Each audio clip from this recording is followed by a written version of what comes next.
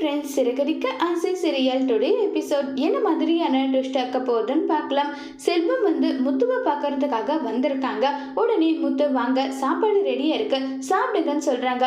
இல்லடா, உங்க குடும்பத்துக்கு மட்டும் தான் நீங்க செஞ்சிருப்பீங்க, இதுல எங்களுக்கு போடலாம் வேண்டாம், நாங்க வீட்டில் போயிட்டு சாப்பிட்டுக்கிறோம்னு சொல்லிட்டு செல்வம் சொல்றாங்க.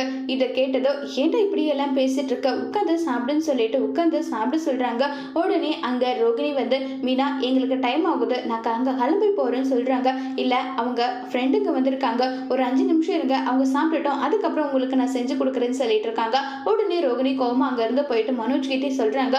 உடனே மனோஜ், கண்டவெல்லாம் உட்காந்து சாப்பிட்டு இருப்பான், அவனுக்கு அதெல்லாம் வெயிட் பண்ணிட்டு இருக்க முடியாது ரோகிணி, இப்பவே எந்திரிச்சு போகணும், அப்படி இப்படி நல்லா பேசுறாங்க. உடனே செல்வம், இல்லடா நாங்க கிளம்புறோன்றாங்க. டேய், அவனை பத்தி உனக்கு தெரியாதா, அவன் பேசினா பேசிட்டு போட்டோம், நீ அமைதி இருடான்னு சொல்லிட்டு நேரா முத்து மனோஜோட ரூமுக்கு இங்க பாருடா, அவன் சாப்பிட்டுட்டு இருக்கான், இன்னும் 2 நிமிஷம் இல்ல 3 நிமிஷத்துல சாப்பிட்டுருவான், என்னடா உனக்கு பிரச்சனை, கொஞ்சம் பொறுமை இருடா. டேய், எனக்கு ஆபீஸ்க்குள்ள வேலை, ஏகப்பட்ட வேலை இருக்கு, உன்ன மாதிரி நான் வெட்டி பையனான்னு சொல்லிட்டு எல்லாம் கோவப்படுறாங்க. வேணடா, என் பொறுமைக்கு எல்லை உண்டு, கொஞ்சம் பொறுமையிரு, அவங்க சாப்பிட்டுட்டு போயிடட்டும், என்னாலலாம் அப்படி எல்லாம் வெயிட் பண்ணிட்டு இருக்க முடியாதுன்னு சொன்னதும் உடனே அங்க செல்வம் கிளம்பி போயிடுறாங்க. இப்ப முத்துக்கு கோவம் இப்ப என்ன, உனக்கு சாப்பிடணும் தானே, வாடன்னு சொல்லிட்டு கோவமா மனோஜை உட்கார வச்சு மனோஜோட வாயில இருக்கிற தோசை ஒட்டு மொத்தத்தையும் அடிக்கிறாங்க. உடனே ரோகிணி, என்ன பண்ணிட்டு இருக்கீங்க முத்து, இப்ப அவருக்கு தொண்டை அடிச்சு சாகணுமா, அதுக்காக தான் இப்படி எல்லாம் பண்ணிட்டு இருக்கீங்களான்னு சொல்லிட்டு 2 பேரும் மாறி மாறி சண்டை போட்டுட்டு இருக்காங்க. கரெக்டா அந்த இடத்துக்கு ஸ்ருதியோட அம்மா வராங்க.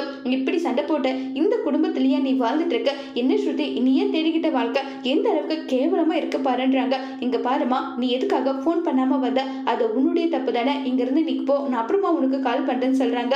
உடனே அங்க இருந்து போனதோ ரவி டேய், 2 பேர் பண்ணதுமே தப்பு, அதுக்குனால கொஞ்சம் 2 பேரும் மாறி மாறி சாரி கேளுங்கன்றாங்க. டேய், நானெல்லாம் போய் இவங்கிட்ட என்னால சாரி கேட்க முடியாதுன்னு சொல்லிட்டு மனோஜ் ஒரு பக்கம் பயங்கரமா பில்டப் பண்றாங்க. உடனே இவங்களுடைய சண்டை சரி பண்ணணும்னு சொல்லிட்டு ரவி ஸ்ருதி 2 பேருமே இந்த மாதிரி ஒரு டான்ஸ் ஆடுங்க, இதனால நம்ம மைண்டுக்குள்ள இருக்கிற எல்லா கஷ்டமும் போயிடும் சொல்லிட்டு அவங்க எல்லாருமே ரொம்பவே சந்தோஷத்துல இருக்காங்க. இதை பார்த்த மீனாவும் சந்தோஷப்படுறாங்க.